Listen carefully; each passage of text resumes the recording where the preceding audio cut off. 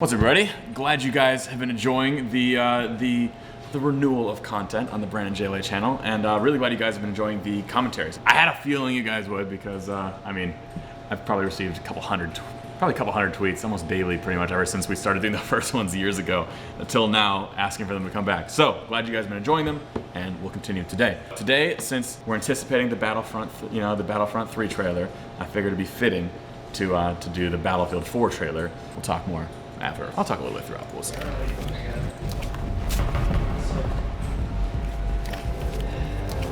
I'm just gonna talk during it. You guys can watch the video without me talking whenever you want. So, this location is funny. I'm not gonna be able to keep up with what's going on, but I'll start kind of going through it. So this location's a funny story because we were contacted by EA. As you guys know, we've been on a lot of like sort of brand integrated videos throughout. This is not one of them. This was one that we just wanted to do because we thought we love the Battlefield franchise, and we were contacted by EA to come out to this show that they were doing at the time. They were filming at this movie ranch. This is around LA. There's a lot of things called like movie ranches where they have standing sets they use for like TV. I'm sure 24 shot here, you know, dozens of times, and pretty much whenever anybody wants to go to the Middle East, this is like the standing set. So we had access to this set, but we had to pretend that we were part of the shoot that EA was doing for the Battlefield game when it was coming out, when we kind of like ninja shot this, and the guy who owned the property is like, how does this fit in? I don't remember seeing the script. And we're like, no. It's cool. And he's kind of like, okay, I guess you can use all my stuff, but you know, it's okay to tell a little white lie if it's an effort to create something fun for the internet that they're gonna enjoy for a long time. Sniper rifle. Oh, I'm building up. I'm gonna go through this bit by bit, guys. Don't you guys worry. There's a lot that can be said about this video.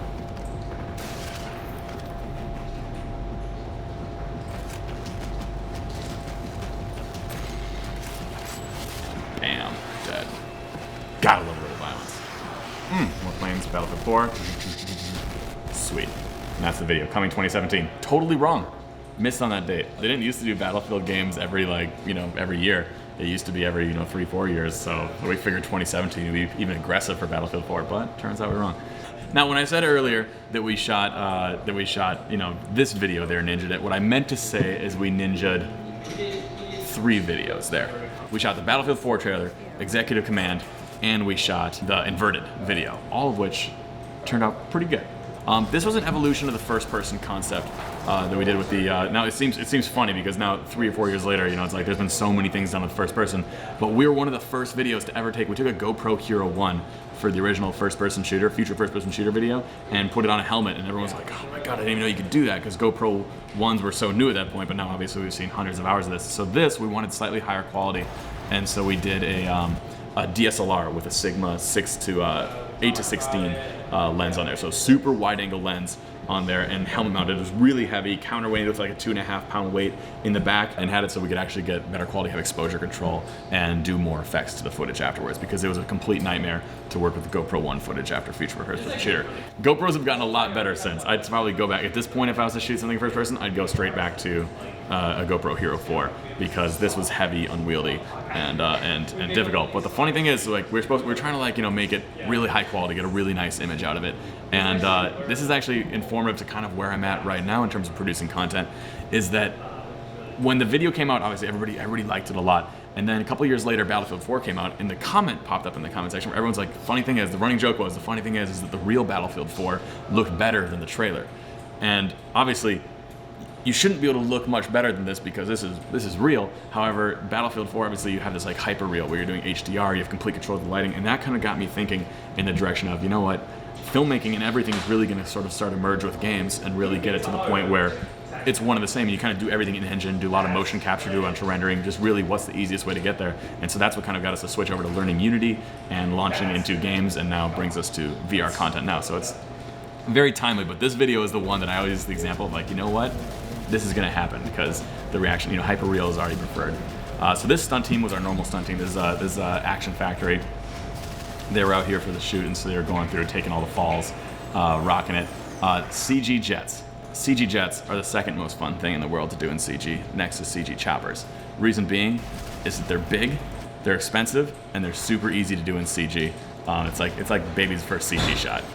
So what this is a 3D track there's plenty of tutorials of how to use it in a lot of different software. You can actually do it right out of After Effects now. But 3D track, looking for contrast points, getting a rough track there, and then taking a 3D model of a jet that we just downloaded off of Turbo Squid, and then put the sun where the sun is. It's really obvious where the sun is because it's back there. Got to match that lighting. Make sure the shadow comes past before the jet comes past. And then there you have it. And then you just comp that right in there. The shadow comes past like 1 frame. I think I actually did the shadow by hand because I knew it just come for 1 frame, so put it right there. It's not even really worth remodeling the whole scene for it. And pop the jets in there. Moved into the quad, had the vehicle, wanted to have a bit more of an expansive thing. Obviously lots of muzzle flashes, added blood hits, pretty much standard technique there. We like the idea here of kind of playing with the directionality of, with where the combat's coming from on the side, and then having it go back there and helping a guy out, and having that guy, kind of get, so you almost get like a little bit of third person in there mixed with the first person when the guy's down here shooting. And that brings us to our final sequence, the sniper sequence.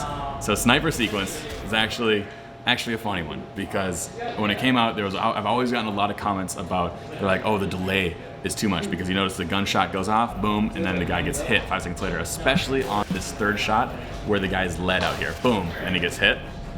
And to anyone who questioned the delay on that shot, I assure you that you're utterly wrong.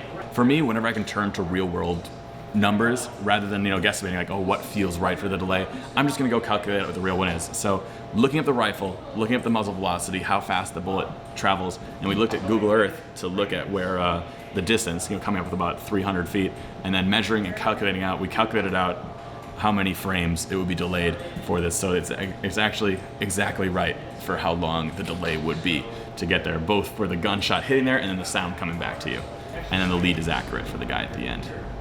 The question is, would I do the scope the same way now that I've seen how people react? I've done it that way numerous times, and I've gotten the same reaction every time, and so I've kind of stuck to the guns. I prefer, there's a lot of artistic choices you make when you're doing filmmaking, but there's a lot of times too where people, I feel, try to get too artistic, and they try to have too much interpolation of like, oh, I want this, and at a certain point it's like you just turn to just trust in what's kind of real and accurate and let it play out. I think it's a place in my taste that whenever you can be objective rather than subjective, it's fun to bring kind of those real qualities into it and do the math and be like, you know what, I don't have to sit here and be like, oh, should be 1 frame more, should be 1 frame less, what feels right, let me show somebody, see what it is. Be like, no, that's reality, it's done.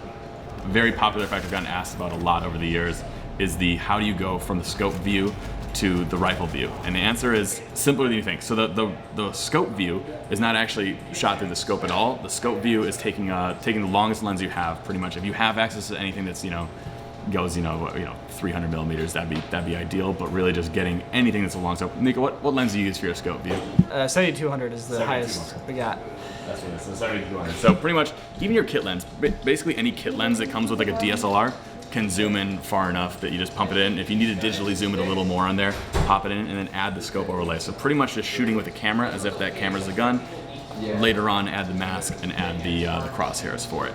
And then in terms of getting the external view, that's taking now the widest lens you have. So taking, for this one, it was the 8-16 set on 8 and putting that up to the real gun, trying to actually get a view in the real scope and then transitioning out of it. So you have your scope view, which you're using, and then you're painting it out, and then it's just a matter of rotoscoping and stitching the two together to make that transition. Ended off with, boom, execution style, gets the guy with the sidearm, and then we have the planes going past. These planes are a still image, which is a-okay to do. However, that still image is still rendered with the sun off to the side, so even if you can't just use any still image of a plane unless you happen to find one that has the right lighting, it's only gonna look really good if you get the right bounce light. So in this case, the entire world down here is nice and tan, and you have the sun off to the side. So pretty much taking the planes, pointing a camera in 3ds Max straight up, tan plane on the ground, sunlight from the side, and then render out a single image from the bottom of the plane, and then take that image and motion blur it as it flies past the camera. So other than that, the effects in the videos are transitions and just kind of basic muzzle flashes. So yeah, EA beat us on that one, 2017. We got it a little bit off. That is the Battlefield 4 trailer. Thank you so much for watching this commentary breakdown behind the scenes. Let me know if you have any further questions in the comments, or tweet them at me at BrandonJLA, and we'll get to them. We'll have another video commentary for you next week. Let me know which one you'd like to see. Thanks. They're like, everyone's like, why is there a hot dog running down the sidewalk? There it is, a hot dog running down the sidewalk. It looks like a hot dog. What it is, I can just, whoa, oh, it's super wide. It's the widest lens I've ever seen in my entire life. this. So I tweeted out 2 days ago,